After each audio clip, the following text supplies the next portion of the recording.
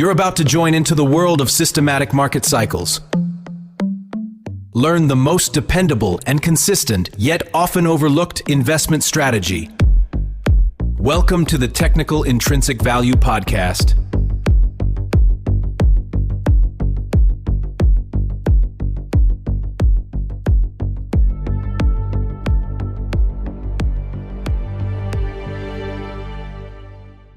If you bought StarBucks stock at the absolute peak of its popularity, say, the summer of 2019. Right. And you just held it. You held it with an absolute iron grip for 6 years. You know, while the company expanded globally, navigated a whole pandemic, opened thousands of new storefronts, how much of a return do you think you made? Most people would assume, a decent profit. Exactly. Or at least keeping pace with inflation, right? But the actual answer is less than zero. Yeah, it's pretty shocking. It is. And so today we are really looking at why everything we've been taught about the virtue of buy and hold investing might just be completely blinding us to the actual mathematical reality of the market. Because the standard narrative, the one we all hear, is that if you hold a good company long enough, the market will eventually reward you. Right, just wait out. Yeah, but the data we are looking at today suggests that corporate success and stock price trajectory can, completely decouple for half a decade or more, leaving your capital just trapped in this sort of sideways purgatory. And welcome, everyone, to the Technical Intrinsic Value Podcast. Today, our mission in this deep dive is to completely dismantle the idea that financial markets are just this chaotic, unpredictable casino driven solely by the daily news cycle. Which is how a lot of people see it. Oh, absolutely. But we are doing this by diving into a massive paradigm-shifting stack of research, specifically a series of articles titled Taking Market Cycles to the Next Level. And this research, it really challenges the foundational assumptions of both retail and institutional investors. How so? Well, it shifts the focus completely away from this obsession with finding the perfect entry point, and it redirects it toward the single most critical yet somehow poorly understood phase of investing. Which is the exit. Exactly, the exit. Now, before we go any further, I do need to lay down a very clear parameter for you, the listener.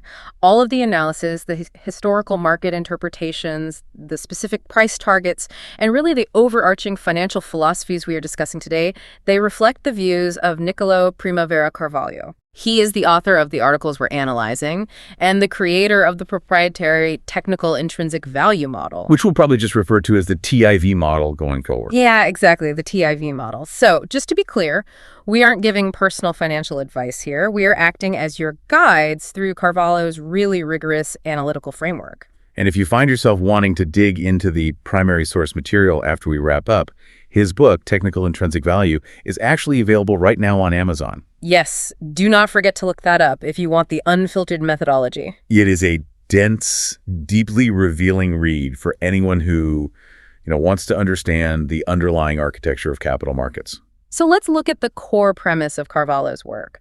Because when you talk to everyday retail investors, the people just trying to manage their 401ks using retail brokerage apps on their phones, feeling the pressure to perform. Right. The anxiety is almost exclusively centered on the buy. They are endlessly scanning for the next big breakout or trying to front-run earnings reports. Or trying to catch a falling knife during a panic. Exactly.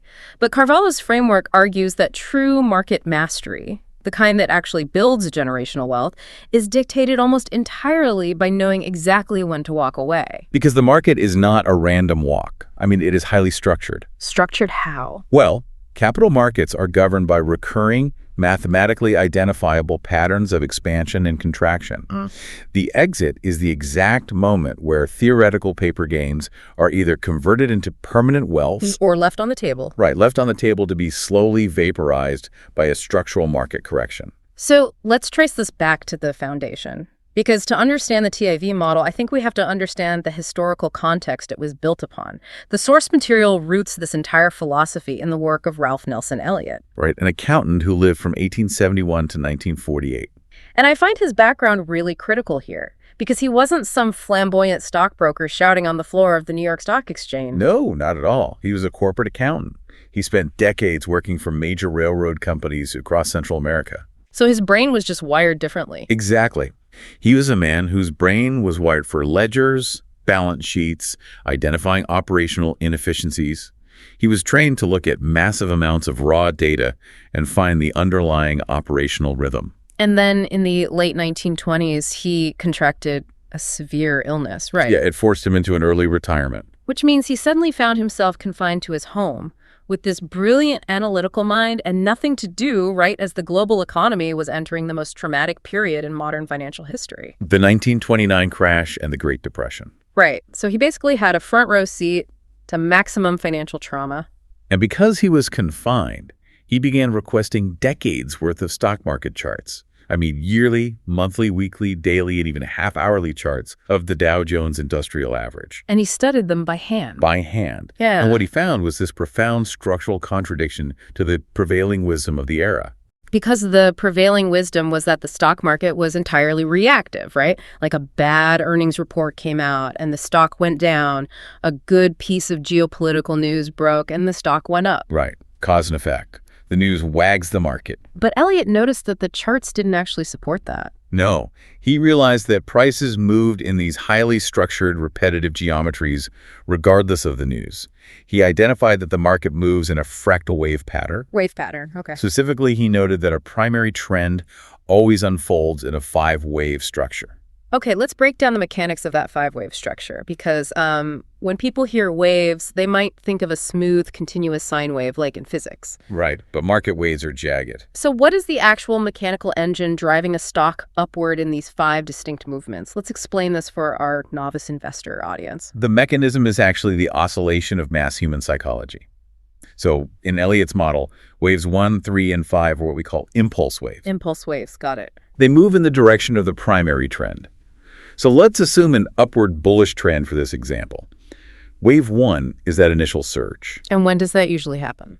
It usually starts when the market is still deeply pessimistic, but smart capital realizes the underlying asset is drastically undervalued. So wave 1 is kind of the contrarian surge. Yes, exactly. Then comes wave 2, which is a corrective wave. This is a pullback. Why does it pull back? Well, the early buyers take their profits, and the broader public, who are still terrified from whatever recent bear market just ended, assumes the temporary upward blip was just a fluke. Oh, I see. So they sell, pushing the price down. But it doesn't drop below the start of wave 1. So the structural floor holds. Right. Then you get wave 3. And mechanically, wave 3 is almost always the longest, most powerful, and most aggressive phase of the cycle. Why is that? This is when the fundamental economic data actually catches up to the price action. Earnings are undeniably good. The broader public finally realizes a massive rally is underway, and they rush in. So the momentum is just undeniable at that point. Yeah. Followed by wave 4, which is another temporary correction where the latecomers get shaken out, leading to the final stage. Wave 5. And wave 5 is the peak. Wave 5 is the exhaustion phase. This is the terminal surge. Mechanically, it is driven less by fundamental value and much more by pure psychological euphoria. So this is when everyone thinks it's going to the moon. Exactly. The institutional smart money that bought during wave 1 is actually actively distributing their shares to the euphoric retail investors who are just buying in out of a fear of missing out. Wow. Yeah, the five-wave structure completes when that final pool of late-stage buyers is entirely depleted. But wait, surely human behavior in the 1930s, operating under the gold standard with manual tickers and paper certificates that doesn't map perfectly to algorithmic high-frequency trading in 2026, does it? I mean, that is the most common critique of cycle theory. It seems like a valid one. It sounds valid, but it fundamentally misunderstands what algorithms are. Algorithms are not alien entities. They are coded by humans. They are programmed with parameters that seek liquidity, exploit momentum, trigger stop losses. And what are those parameters based on? Human fear and human greed. Exactly. High-frequency trading hasn't erased the five-wave structure. It has simply accelerated the microfractals within it. Oh, that makes sense. The overarching macro waves, the psychological tides of institutional and retail capital moving in and out of a sector, remain firmly anchored in human nature. The machines just execute the human panic faster. It's like putting a faster engine in a boat. The boat goes faster, but it still has to obey the fluid dynamics of the water it's traveling through. Perfect analogy. And Carvalho's work emphasizes that these waves are intimately tied to the Fibonacci sequence, which is really where this framework transcends traditional finance and edges into natural law. Yeah, Elliott's realization that the market adheres to Fibonacci mathematics was completely revolutionary. Because you see the Fibonacci sequence everywhere in natural growth structures, right? everywhere. The branching of tree limbs, the spiraling of a nautilus shell, the geometry of a hurricane. It is the mathematical blueprint for how energy expands and contracts in a confined system. But without getting bogged down in the specific calculation ratios, what is the mechanical function of Fibonacci in a stock chart? Like, why would the collective buying and selling of human beings adhere to the geometry of a pine cone? Because human beings are a biological collective. And when we organize into massive decentralized crowds like a global financial market, our collective emotional swings naturally expand and contract along the exact same mathematical proportions that govern all natural growth. That is wild to think about. It is. The market is not a man-made abstraction. It is a naturally occurring ecosystem of human sentiment. The Fibonacci rhythm dictates the specific mathematical proportion of the waves. So it measures the energy. Right. It dictates exactly how far wave 3 will mathematically extend based on the kinetic energy of wave 1, and exactly how deep a wave 4 correction will retrace before the structure finds its natural support. Okay, but let me push back a bit here. If the market is just this calm, predictable mathematical ecosystem, how do you explain a catastrophe like the 2008 financial crisis? Well, Because I was in the market in 2008. There was no calm geometry. It was pure, unadulterated chaos. Trillions of dollars of wealth evaporated, major global banks vanished overnight, and the news cycle was basically a daily countdown to the end of capitalism. right. How does cycle theory account for a black swan event of that magnitude? It accounts for it by rejecting the premise that it was a black swan or an anomaly in the first place. Wait, really? Yeah. To the untrained eye, the collapse of Lehman Brothers and the subprime mortgage crisis looked like a sudden chaotic glitch in the system. But to a cycle theorist mapping the long-term charts, 2008 was a mathematical inevitability. It was highly logical. You're saying the total meltdown of the global banking sector was a required mathematical event? Mechanically, yes. Yeah. Look at what happens after a massive multi-decade wave 5 completes. Oh. When a grand cycle ends, the market cannot simply pause and start a new growth cycle. The psychology of the market is entirely distorted by years of euphoria. Capital is wildly misallocated into terrible investments. Like subprime mortgages. Exactly like subprime mortgages. So to reset the system, the market must execute a profound structural correction. We call this an ABC correction. Explain the mechanics of the ABC correction for us, because earlier we established the upward trend is 5 waves. Why is the downward correction only 3 parts? Because the 5-wave impulse builds structure. The 3-wave correction dismantles it. Okay, that makes sense. The A wave is the initial shock. The market drops violently, breaking support levels, but then you get the B wave. And what's the B wave? The B wave is incredibly deceptive. It's a temporary rally upward within the broader crash. The media usually calls it a return to normal, and retail investors rush back in thinking they're buying the dip. Oh, a bull trap. Exactly, a mechanical bull trap. And once that trap is full, the C wave triggers. And that's the bad one. The C wave is pure capitulation. It is relentless, forced liquidation.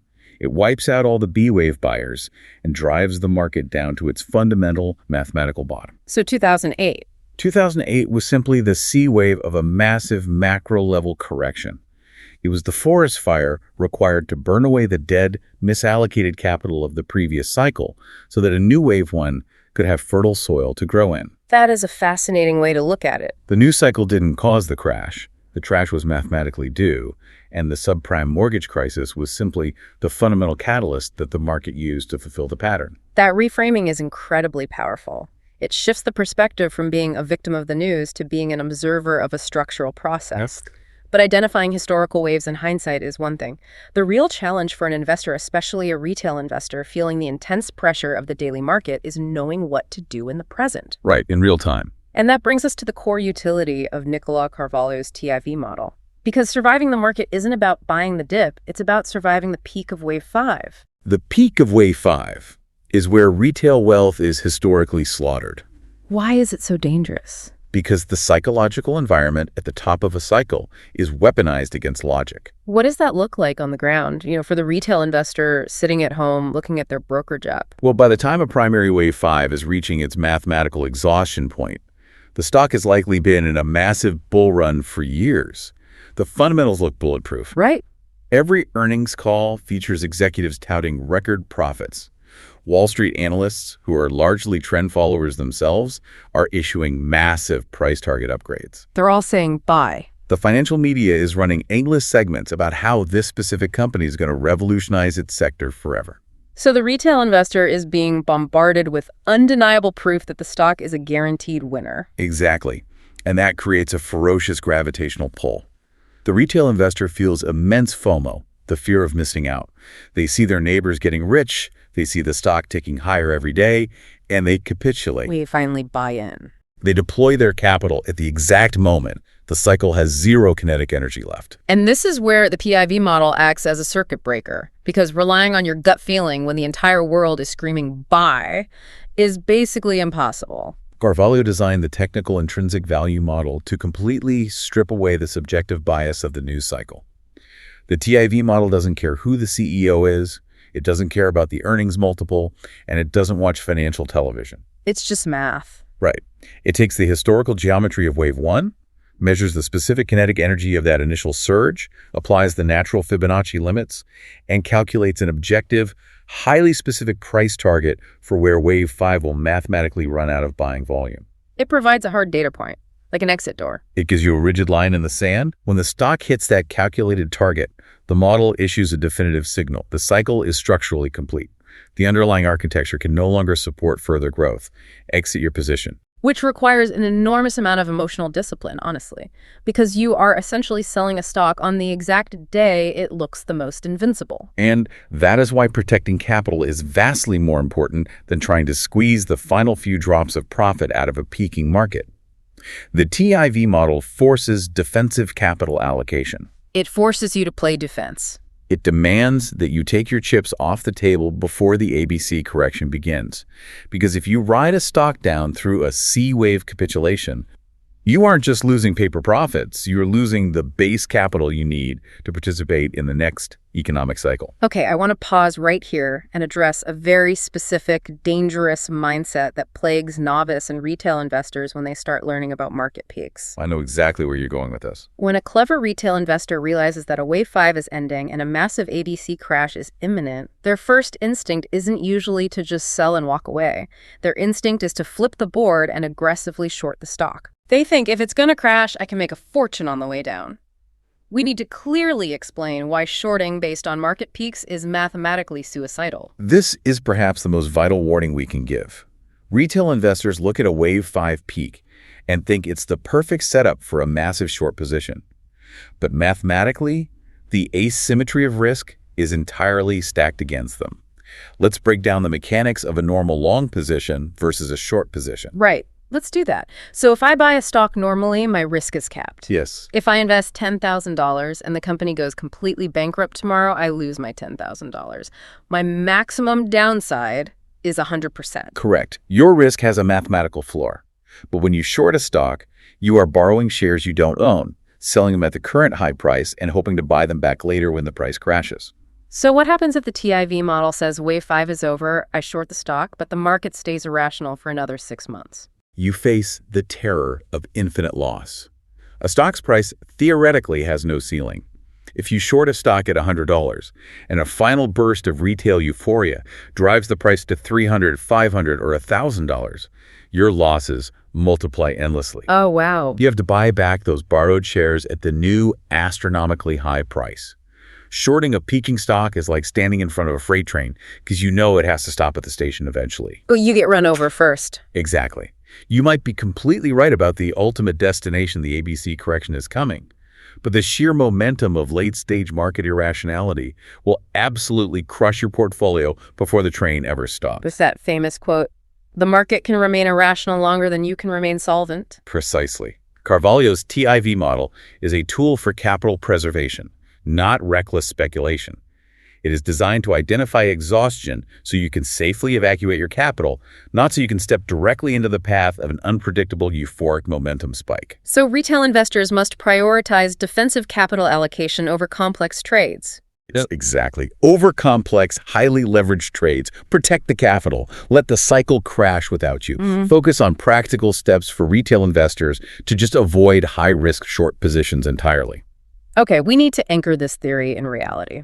Our sources provide some incredibly granular case studies that Carvalho ran through the TIV model, and the data is staggering. Let's get into the number. Let's look at the first deep dive. FedEx. ticker symbol FDX, the global logistics giant. And this isn't some quick swing trade. This is an analysis of a massive macroeconomic cycle. FedEx is the perfect example of how the TIV model tracks the primary trend of a major corporation over an extended period.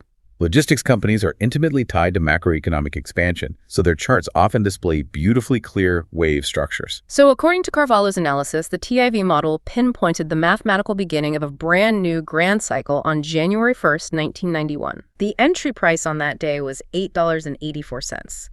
Think about the economic landscape in 1991. The U.S. was emerging from a brief recession, the Gulf War was occurring, and globalization was just beginning to radically reshape supply chains. It was the perfect fundamental bedrock for a macro wave one. And the discipline required to hold a position like this is immense. You aren't just holding for a year. You are riding the entire five-wave structure. You really have to ignore the noise. You do. You are sitting through the Wave 2 pullback in the mid-90s. You are riding the massive Wave 3 expansion during the dot-com boom when shipping volumes exploded, and you are surviving the Wave 4 correction when the tech bubble burst. You're ignoring the news cycle for over a decade and just trusting the underlying geometry. Yes. And that geometry finally reached its calculated conclusion 13 years later. The TIV model calculated that the primary Wave 5 peak was achieved, and it triggered a mandatory exit signal on January 21st, 2004.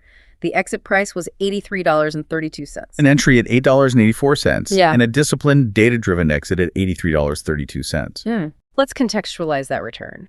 Because the traditional advice given to every retail investor is to just buy a broad index fund and hold it forever. Right, the long-term investment strategy. Over that exact same 13-year holding period, from 1991 to 2004, the S&P 500 returned roughly 202%. That is a solid, respectable return. It is. But Carvalho's cycle-based trade on FedEx, utilizing the TIV model, generated an 842.5% return. It outperformed the traditional long-term buy-and-hold strategy by more than 4 times. But the brilliance of the model isn't just the 842% gain. The brilliance is what happened immediately after the exit signal. Okay, this is where I have to play the skeptic.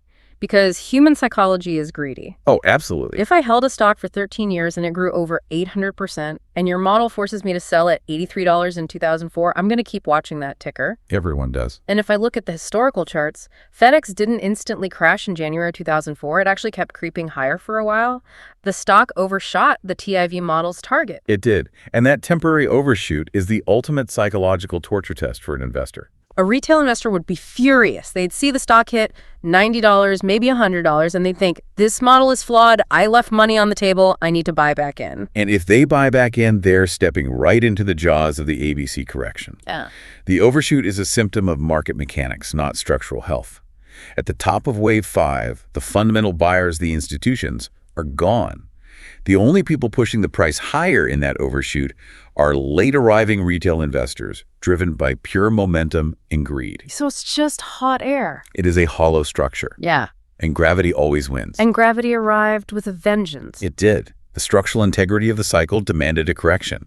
Once the final buyer was exhausted, the macro ABC correction began. And it culminated in the depths of the 2008 and 2009 financial crisis. By the time the C-wave capitulation ended, FedEx had plummeted to 50% below the 2004 exit price. Wait. Half of the value was wiped out from the exit point? Yes. Think about the tragedy of the investor who ignored the Wave 5 exit signal in 2004 because they didn't want to miss out on a few extra percentage points. They held on. They held onto the stock, endured the grueling 2008 collapse, and watched 5 years of their life pass by, only to see their portfolio value cut in half. That's devastating. Exiting at the logical, calculated conclusion in 2004 was the only way to protect the capital. The TIV model recognized that the structural architecture could no longer support the price, regardless of what the news media was saying about global shipping demand. This leads us directly into one of the most conceptually fascinating parts of Carvalho's work, the principle of a cycle within a cycle. Because 2009 wasn't the end of FedEx as a company. It didn't go bankrupt. Far from it. To understand this, we have to go back to the concept of fractals. Market waves repeat across all time frames. A 5-wave cycle on a 15-minute chart looks identical to a 5-wave cycle on a 50-year chart. They are nested inside one another like Russian dolls. So how does that apply to the 13-year FedEx cycle we just discussed? That massive 13-year run from 1991 to 2004, which generated an 842% return, that entire 5-wave structure was actually just a single wave one of an even larger multi-decade supercycle. That is staggering. The entire 13-year period was just the first upward thrust of a much larger fractal pattern. Exactly. The exit at $83.32 in 2004 was simply the peak of Grand Wave 1. And that brutal, violent crash that wiped out 50% of the value by 2009, that wasn't an anomaly. It was simply the corresponding Grand Wave 2 bottom. The reset. The massive ABC correction had fully reset the board. Which means mathematically a Grand Wave 3 was about to begin. And the TIV model flagged it perfectly.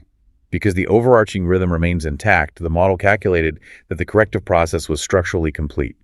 It identified a brand new entry point for this Grand Wave 3 in July 2009 at $55.62. Buying the absolute blood in the streets during the darkest days of the global recession. When the news is the worst, the structural opportunity is the greatest.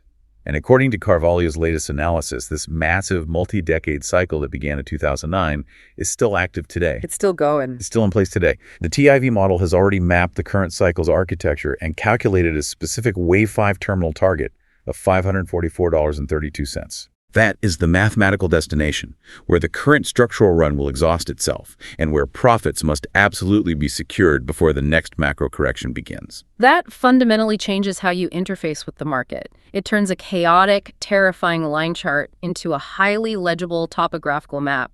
You aren't guessing where the cliff is, you have the exact coordinates. It empowers the retail investor. It removes the paralyzing anxiety of trying to guess the top and replaces it with cold, calculating discipline. Let's shift gears and look at the second major case study from Carvalho's series. FedEx is a great B2B macro indicator, but what about a company that is driven almost entirely by consumer emotion, habit, and intense brand loyalty? Ah, yes. I'm talking about a company whose product is probably sitting on the desk of half the people listening to this deep dive right now. Yeah. StarBucks, ticker symbol SBUX. StarBucks is a phenomenal test case for the TIV model because it is the ultimate narrative stock. It represents a lifestyle. It really does. Retail investors develop deep emotional attachments to companies like this. They understand the product, they see the long lines at the drive-thru, and they assume the stock is a perpetual motion machine. And that makes them blind. That emotional attachment makes them uniquely vulnerable to the psychological traps of a Wave 5 peak. Let's trace the data.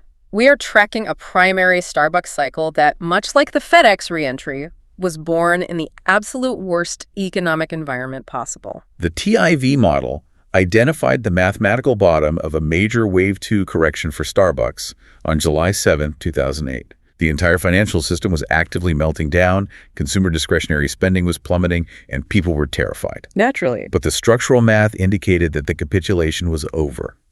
The model signaled an entry point at a staggeringly low price of $7.87. Less than $8 a share. You can barely buy a venti frappuccino for that today. From that $7.87 foundation, a pristine 5-wave cycle unfolded over the next 11 years. As the global economy slowly recovered from the Great Recession, Starbucks aggressively expanded its footprint, particularly in emerging markets like China.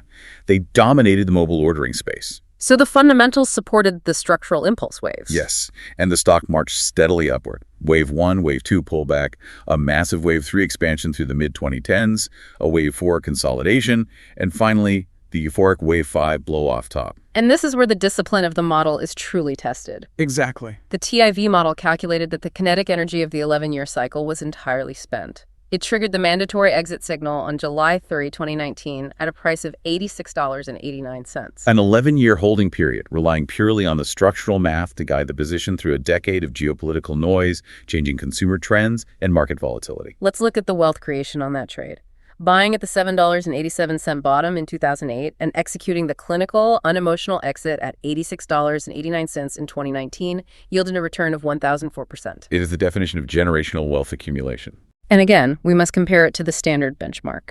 The S&P 500, over that exact same 2008 to 2019 timeframe, returned roughly 134%.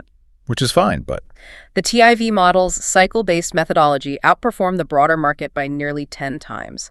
Almost 1,000% difference in performance achieved entirely by trusting the calculated architecture of the cycle instead of generic market pacing. But the real lesson of the Starbucks case study isn't the 1,004% gain. It's what happened to the retail investors who didn't have access to this mathematical framework. What happened to the people who bought Starbucks after the summer of 2019? Let's put ourselves in the shoes of a novice retail investor in late 2019 or early 2020. They look at Starbucks, it's a global juggernaut, it pays a dividend, it feels safe. The narrative is overwhelmingly positive. They buy the stock, completely blind to the fact that the five-wave macro cycle has already reached its structural termination point.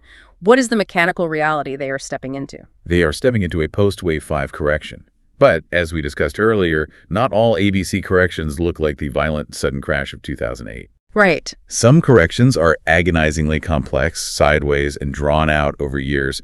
The market needs to fully reset sentiment, and sometimes that takes the form of a prolonged, deceptive purgatory. Which brings us back to the hook of this entire deep dive. Let's look at Carvalho's data from September 2025. Between the TIV model's exit signal in 2019 and the fall of 2025, a massive amount of corporate history occurred. Right. Starbucks launched new product lines. They aggressively expanded their rewards program, they fought off unionization efforts, they navigated the entire global supply chain disruption of a pandemic.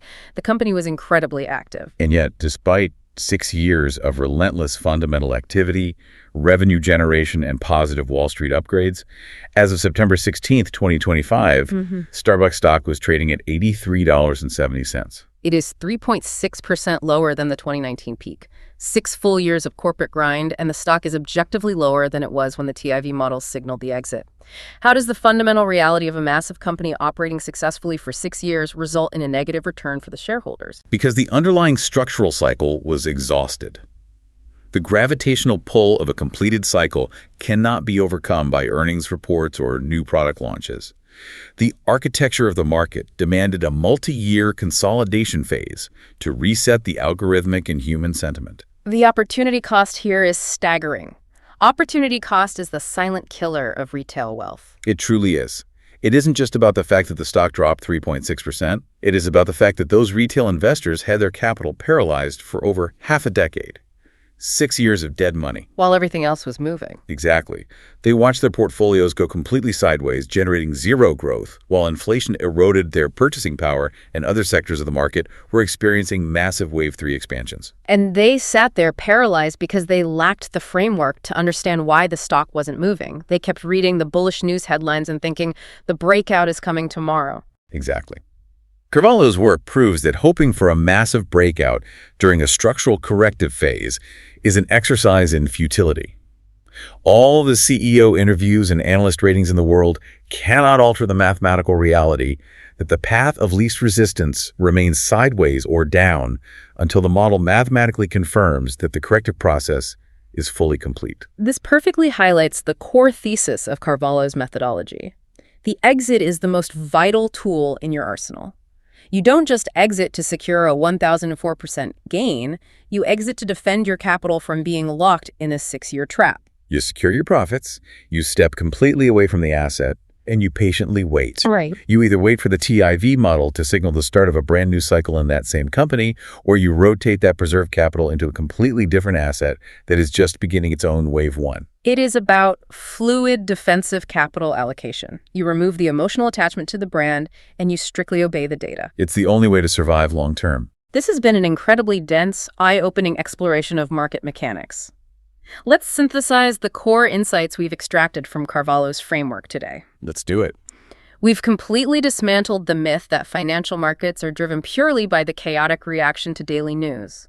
We've established that human psychology, operating en masse, moves capital in highly predictable, mathematically quantifiable 5-wave structures of expansion and contraction. Right. We've seen how the TIV model translates the natural laws of Fibonacci into objective, hard data points that remove the dangerous, subjective biases of greed and fear.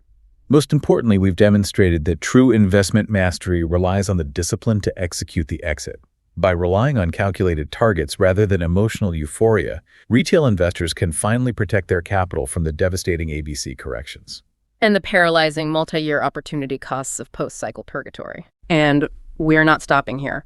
Today, we applied this framework to the macro logistics of FedEx and the consumer dominance of Starbucks. But Carvalho's series, taking market cycles to the next level, goes much deeper. It does. On the next deep dive, there will be other companies studied.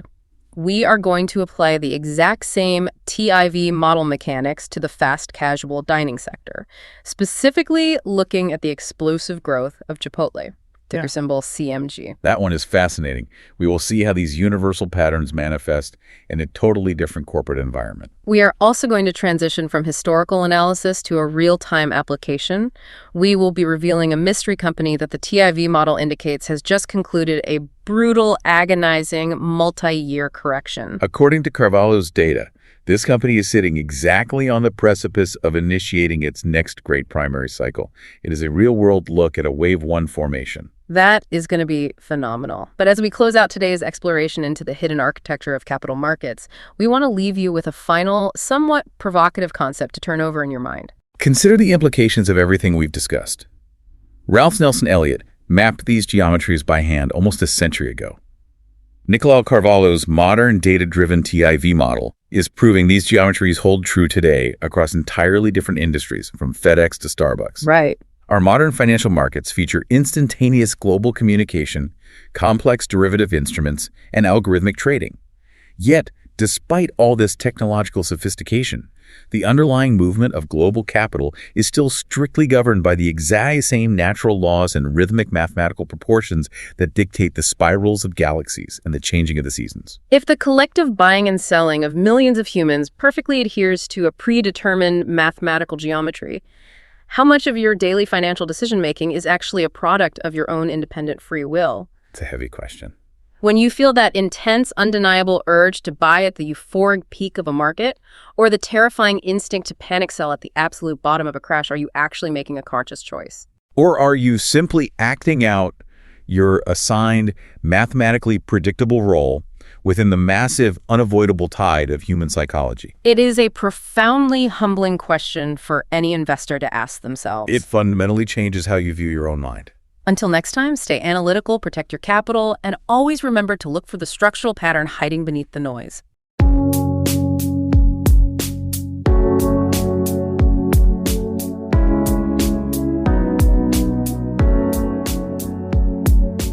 That's it for today. I'll see you in the next episode.